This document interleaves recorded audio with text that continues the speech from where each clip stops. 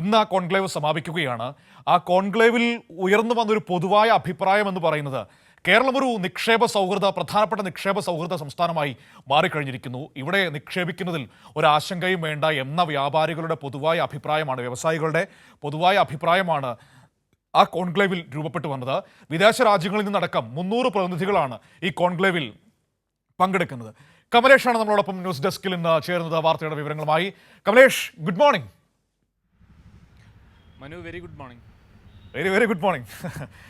എങ്ങനെയാണ് നമ്മുടെ വിഴിഞ്ഞം കോൺക്ലേവ് മുന്നോട്ട് പോകുന്നത്? ഈ കോൺക്ലേവിൽ പൊതുവായി ഉയർന്നു വന്ന ചർച്ചകൾ എങ്ങനെയാണ്? വിഴിഞ്ഞത്തിന്റെ സാധ്യതകളെ നമുക്ക് ഏത് രീതിയിൽ പ്രയോജനപ്പെടുത്താൻ കഴിയുമെന്നാണ് ഈ കോൺക്ലേവ് കേരളത്തോട് പറയുന്നത്? മനു, വിഴിഞ്ഞത്തെ പ്രഥമ ദ്വിദിന കോൺക്ലേവ് ആണ് ഇപ്പോൾ നടന്നുകൊണ്ടിരിക്കുന്നത്. കഴിഞ്ഞ ദിവസമാണ് കോൺക്ലേവിന് തുടക്കമായത്. വിവിധ രാജ്യങ്ങളിൽ നിന്നായി 300ഓളം പ്രതിനിധികളാണ് ഈ കോൺക്ലേവിൽ പങ്കെടുക്കുന്നത്. ഇതിൻ്റെ ഏറ്റവും പ്രധാനപ്പെട്ട ഒരു കാര്യമെന്ന് പറയുന്നത് സംസ്ഥാനം കേരളത്തെ സംബന്ധിച്ച് കേരളം ഒരു നിക്ഷേപ സൗഹൃദ സംസ്ഥാനമായി മാറുന്നു എന്ന നിലയിലേക്കുള്ള വലിയ തരത്തിലുള്ള ചർച്ചകൾ തന്നെയാണ് ഈ കോൺക്ലേവിൻ്റെ ഭാഗത്തു നിന്നും, അല്ലെങ്കിൽ കോൺക്ലേവിൽ നിന്നും വിവിധ രാജ്യങ്ങളിൽ നിന്നുള്ള പ്രതിനിധികളുടെ ഭാഗത്തു നിന്നും ഒക്കെ അഭിപ്രായങ്ങളായി ഉയർന്നു വന്നിട്ടുള്ളത്. കഴിഞ്ഞ ദിവസം തന്നെ അദാനി ഗ്രൂപ്പിലെ പ്രധാനപ്പെട്ട ഉദ്യോഗസ്ഥരടക്കം ഇതുമായി ബന്ധപ്പെട്ട് വലിയ ചർച്ചകൾ ഉയർത്തിക്കൊണ്ടുവന്നു. വലിയ നിക്ഷേപങ്ങൾ ഇവിടെ വരും, അത്തരത്തിൽ വലിയ നിക്ഷേപങ്ങൾ വരുന്നതിനാവശ്യമായിട്ടുള്ള സൗകര്യങ്ങൾ, സാഹചര്യങ്ങൾ കേരളത്തിലുണ്ട്.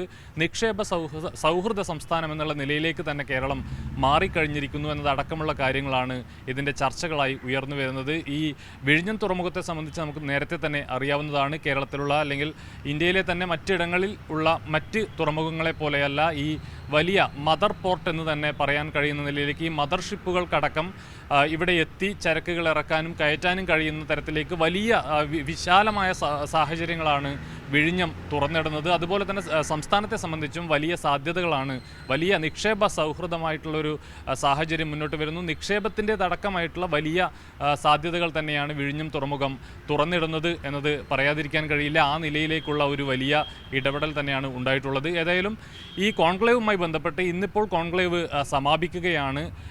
വിവിധ രാജ്യങ്ങളിൽ നിന്നായിട്ടുള്ള അല്ലെങ്കിൽ വിവിധ കമ്പനികളിൽ നിന്നുള്ള പ്രതിനിധികൾ ഇതിൻ്റെ ഭാഗമായി പങ്കെടുക്കുന്നു. 300ഓളം ആളുകളാണ്, പ്രതിനിധികളാണ് ഇതിൽ പങ്കെടുക്കുന്നത്.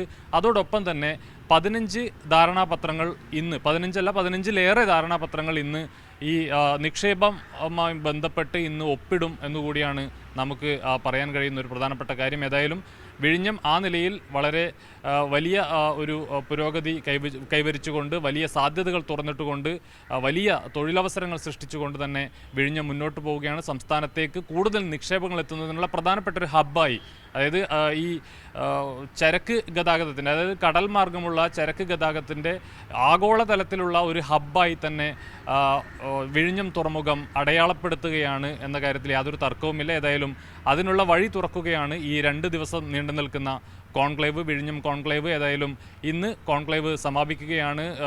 VN വാസവൻ, അതുപോലെ തന്നെ V ശിവൻകുട്ടി അടക്കമുള്ള മന്ത്രിമാരെല്ലാം ഇന്നത്തെ ഈ സമാപന സമ്മേളനത്തിൽ പങ്കെടുക്കും. മനു, ശരി. ഏതായാലും ഏറെ പ്രധാനപ്പെട്ട ഒരു വാർത്തയാണ് വിഴിഞ്ഞം കോൺക്ലേവ് എന്ന് പറയുന്നത്. നമുക്കറിയാം, വിഴിഞ്ഞം എന്ന് പറയുന്ന തുറമുഖം നമ്മുടെ സംസ്ഥാനത്തിൻ്റെ മുഖഛായ മാറ്റിക്കൊണ്ടിരിക്കുകയാണ്. ഇത് ട്രയൽ റൺ കാലമാണ്. ഈ ട്രയൽ റൺ കാലത്ത് തന്നെ ഏകദേശം 150-നടുത്ത് കപ്പലുകൾ അവിടെ വന്നിരിക്കുകയാണ്. അതെല്ലാം ലോകത്തെ ഏറ്റവും പ്രധാനപ്പെട്ട കമ്പനികളുടെ വമ്പൻ കപ്പലുകളാണ്. ഏറ്റവും വലിയ കപ്പലടക്കം വന്നുപോയി, MSCയുടെ ഒക്കെ. അതൊന്ന് നിങ്ങൾ ഓർമ്മിക്കണം. അപ്പോൾ ട്രയൽ റൺ കാലത്ത് ഇങ്ങനെയാണെങ്കിൽ അത് പൂർണ്ണമായും കമ്മീഷൻ ചെയ്യപ്പെട്ട് കഴിയുമ്പോൾ എന്തായിരിക്കും കേരളത്തിലുണ്ടാകാൻ പോകുന്ന മാറ്റം? അങ്ങോട്ടേക്കുള്ള റോഡും റെയിൽപാതയും ഒക്കെ പൂർത്തിയായി കഴിയുമ്പോൾ അക്ഷരാർത്ഥത്തിൽ നമ്മുടെ നാടിൻ്റെ മുഖഛായ മാറുമെന്ന കാര്യത്തിൽ ഒരു സംശയവും വേണ്ട.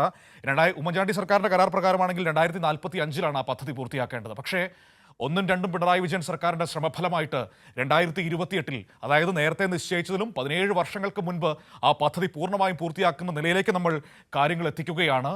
ഏതായാലും അതൊരു വലിയ നേട്ടം തന്നെയാണ്. അതിൻ്റെ ഭാഗമായിട്ടാണ് ഈ കോൺക്ലേവുകൾ വരുന്നത്. ഇനി വിഴിഞ്ഞം കേന്ദ്രീകരിച്ചായിരിക്കും നമ്മുടെ എല്ലാ വികസനങ്ങളും സാധ്യമാവുക എന്നാണ് ആ കോൺക്ലേവിൻ്റെ ആദ്യദിന ചർച്ചകളിൽ നിന്ന് നമുക്ക് മനസ്സിലാക്കാൻ കഴിയുന്നത്. കേരളം ഒരു നിക്ഷേപ സൗഹൃദ സംസ്ഥാനമായി മാറിയെന്ന പൊതുവികാരം ചർച്ചയിൽ ഉടനീളം ഉണ്ടായി എന്നതും ഏറെ പ്രധാനപ്പെട്ടത് തന്നെയാണ്.